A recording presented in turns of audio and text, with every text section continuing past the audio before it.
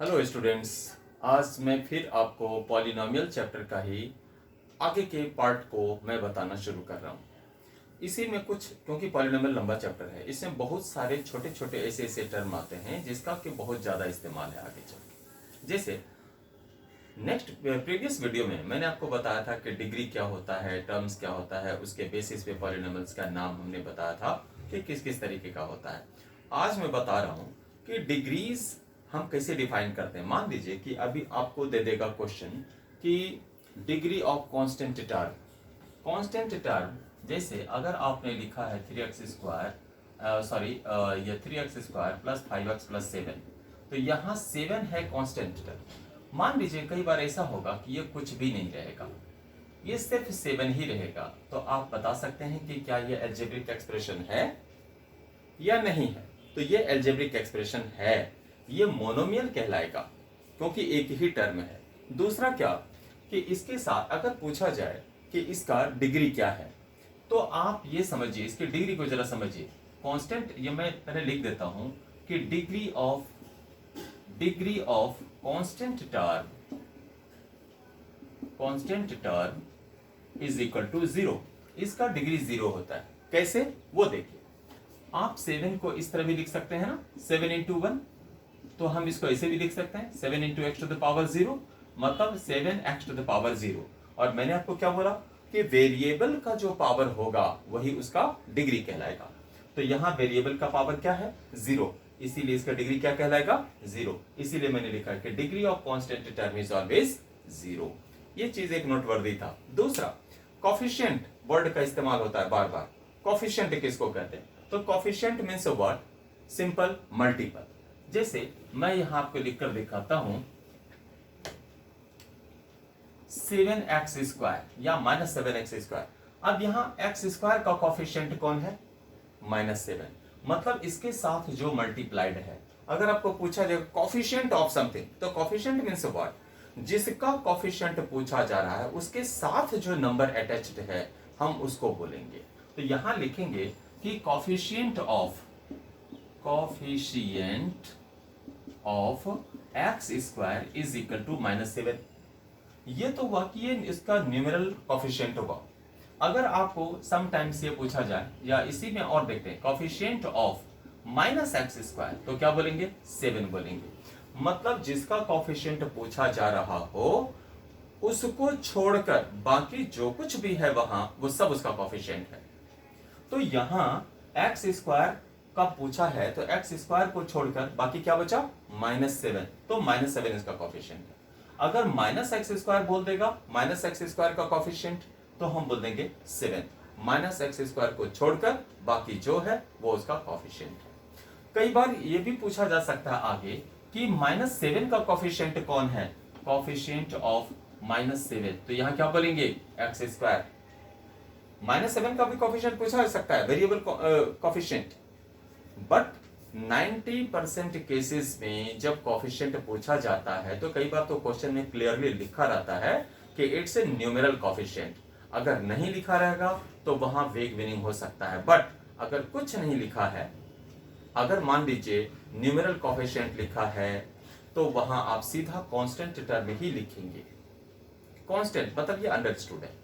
अगर बाइफर्केट करके कभी बोल देता है कि what is the coefficient of -7, in that case आपको लिखना है, उसके अलावा जो कुछ भी है। ठीक है जी। तो आप एनसीईआरटी के एक्सरसाइज 2.1 या आरएस अग्रवाल का एक्सरसाइज 2A, इन दोनों को आप निकाल कर देख सकते हैं। जो फर्स्ट क्वेश्चन इसने पूछा है कि which of the following expression are polynomials in one variable and which are not, state reason for your answer. तो यहां देखिए पॉलिनोमियल्स पूछ रहा है। पॉलिनोमियल्स ये क्वेश्चन आप बना सकते हैं। मैं जो इसमें टिपिकल है थोड़ा मैं उसकी बात कर रहा हूं, सिर्फ क्वेश्चन नंबर 3 की। देखो एक्सरसाइज 2.1 का 1 का क्वेश्चन नंबर 3। इसमें आपको कंफ्यूजन हो सकता है क्योंकि जो फर्स्ट क्वेश्चन है उसमें ये पॉलिनोमियल है, बिल्कुल है, क्योंकि डिग्री उसका पॉजिटिव है क्वेश्चन नंबर 1 का, इसीलिए मैंने नहीं लिखा y square plus root two, यहाँ y वेरिएबल है, उसका डिग्री पॉजिटिव है तो वो पॉलिनोमियल है। इसीलिए मैंने थर्ड क्वेश्चन दिया है, यह है 3√t प्लस t √2।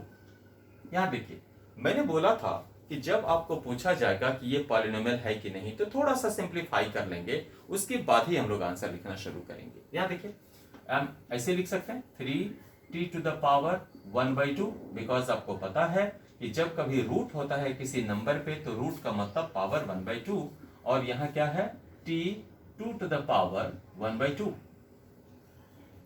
हमको किस पर फोकस करना है? वेरिएबल पर। वेरिएबल का जो डिग्री है सिर्फ उसी को हमको देखना है। अगर वेरिएबल की डिग्री फ्रैक्शन में है या नेगेटिव में है तो वो पॉलिनोमियल नहीं होगा। इस हिसाब से ये पॉलिनोमियल नहीं है, लिखेंगे नॉट ए पॉलिनोमियल, ये पॉलिनोमियल नहीं है, not a polynomial.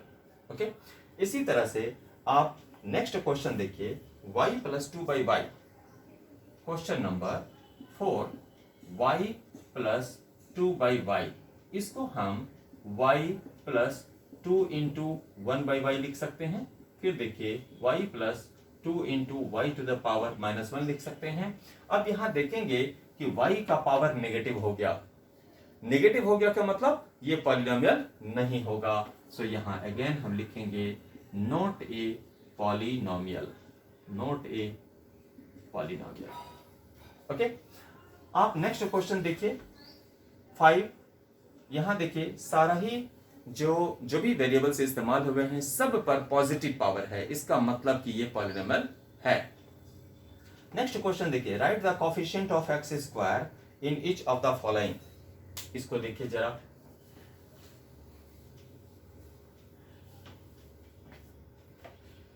Question number 2, sorry ये देखिए एक्सरसाइज 2.1 क्वेश्चन नंबर 2। यहां कहता है right the coefficient of x square. First question देखते हैं, 2 + x² + x, 2 + x² + x। मैंने बोला था कि कोई भी क्वेश्चन बनाने से पहले इसको डिसेंडिंग ऑर्डर में अरेंज कर लीजिए। वैसे तो आप असेंडिंग या डिसेंडिंग किसी में भी अरेंज कर सकते हैं, बट डिसेंडिंग ऑर्डर में अरेंज करने से कन्वीनियंट होगा। हमारी आदत हो चुकी है वैसे ही बनाने की, इसीलिए ये आपके लिए कन्वीनियंट होगा बनाना। सो x² + x + 2, यहां पूछ रहा है coefficient of x square. So हम क्या लिखेंगे? हम लिखेंगे coefficient of x square is equal to, अब x स्क्वायर के साथ कौन मल्टीप्लाइड है? कोई नहीं। तो जहां कोई नहीं मल्टीप्लाइड है मतलब वहां 1 मल्टीप्लाइड है। सो हम क्या लिखेंगे? 1, and this is your answer. Okay, इसी तरह से मैं सिर्फ एक क्वेश्चन यहां दिखा रहा हूं एक ही बनाकर, बाकी सारा क्वेश्चन आप खुद भी बना सकते हैं, बहुत ही आसान है। Give an example each of A binomial of degree 35 end of monomial of degree 100। कहता है give one example of each of the following. देखिए ये क्वेश्चन बच्चे कई बार कंफ्यूज करते हैं, इसीलिए मैं बना रहा हूं। यहां है एग्जांपल, कहता है बाइनोमियल ऑफ डिग्री 35। तो पहली बात तो यह है कि डिग्री किसको बोलते हैं? जहां वेरिएबल का मैक्सिमम पावर होता है। तो हम क्या करें कि हम सबसे पहले तो x⁻35 ही लिख दें। डिग्री का तो हो गया भाई कंफर्म, लेकिन कह रहा बाइनोमियल होना चाहिए, मतलब 2 टर्म होना चाहिए। एक टर्म तो ये हो गया, अब दूसरा हम अपनी मर्जी से कुछ भी डाल सकते हैं। आपका अगर मन करता है कि हम कोई कांस्टेंट टर्म ही डाल दें, आप कांस्टेंट डाल सकते हैं। आपका मन कर रहा है कि नहीं हम x⁻35 तो लिखे, अब यहां क्या करें तो x⁻30 लिख दीजिए, हम यहां भी रुक सकते हैं। आपका जो मर्जी करे आप लिख सकते हैं। इसमें कई सारे आप एग्जाम्पल से दे सकते हैं, लेकिन ख्याल ये रखना है कि एक डिग्री 35 होगा और बाकी जो भी डिग्री आप डालना चाहते हैं वो उससे छोटा ही होना चाहिए, उससे बड़ा नहीं होना चाहिए। उसके इक्वल भी देने का कोई फायदा नहीं है। तो आप कोई कांस्टेंट टर्म डालिए या जो दूसरा टर्म डालना चाहते हैं उसकी डिग्री 35 से छोटा होना चाहिए, सो दैट कि ये मैक्सिमम डिग्री रहे और उसी को हम लोग डिग्री बोलते हैं। ये हो गया इसका मैंने 2 एग्जांपल लिख दिया।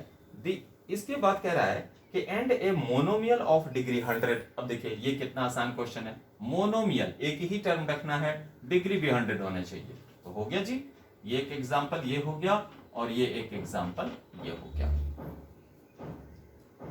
करेक्ट। इसके बाद देखिए कहता है classify the following as linear, quadratic and cubic polynomials.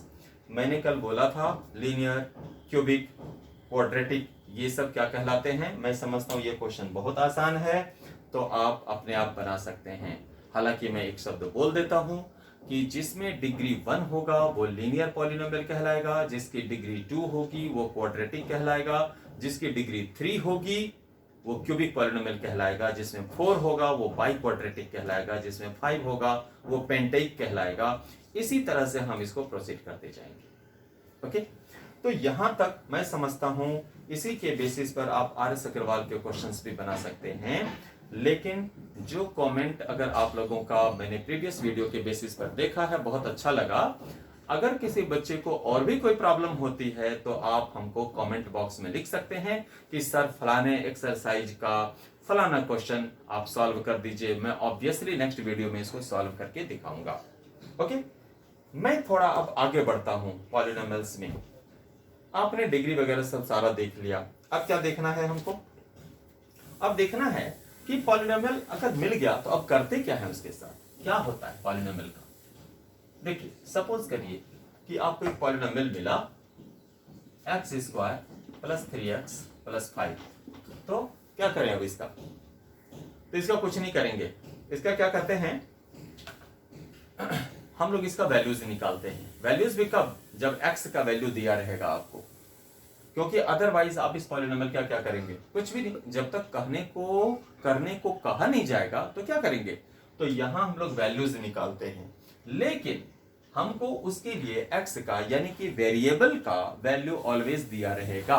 तो सपोज करिए कि हमको कहेगा कि फाइंड द वैल्यू ऑफ ये पॉलिनोमियल है ना, value of polynomial when x is equal to 0, -1, 2/3 whatever, कुछ भी दे देगा। सपोज करिए कि हमको x इज इक्वल टू 0 दिया। अब मैं इसकी वैल्यू निकालना चाहता हूं। एक बात और यहां बताने वाली है कि जैसे ये पॉलिनोमियल है ना, तो इसका हम लोग नाम दे देते हैं। क्या नाम दे देंगे? px या fx। px अगर हम नाम दे देते हैं, यहीं पर मैं लिख देता हूं, तो px का मतलब हुआ पॉलिनोमियल इन x। पॉलिनोमियल इन x यहां fx भी लिखा जाता है, इसको फंक्शन इन x भी लिखते हैं, लेकिन मोस्ट ऑफ द टाइम चूंकि इसका नाम पॉलिनोमियल हमने बोला है तो px ही बोलेंगे। अब यहां देखिए कि यहां अगर x है तो यहां सारा x है। अब इस x की जगह कुछ भी अगर हम डालेंगे तो उसी के अकॉर्डिंग x को रिप्लेस कर देगा वो नंबर। जैसे आपने कहा कि हम 0 पर इसका वैल्यू चाहिए, तो जहां x है वहां हमने डाल दिया 0। अब जहां जहां x है वहां वहां 0 ही डलेगा। तो 0 स्क्वायर 3 इंटू 0 प्लस 5, 0 पर कुछ भी स्क्वायर डालिए वही वैल्यू रहेगा, यानी 0 प्लस 5। तो रिजल्ट क्या मिला?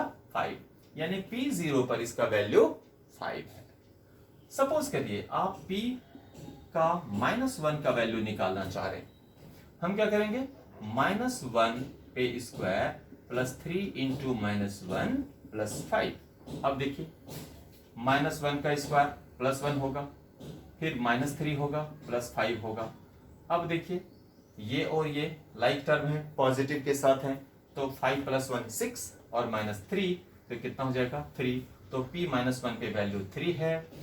अब मान लीजिए कि कोई और भी वैल्यूज 2/3 आप करना, मैं आपको नेक्स्ट वीडियो में बताऊंगा कि एक और चीज होता है जिसको जीरो ऑफ पॉलिनोमियल कहते हैं। ये बड़ी ही इंपॉर्टेंट चीज है, मैं नेक्स्ट वीडियो में आपको ये बता रहा हूं। तब तक के लिए बाय बाय।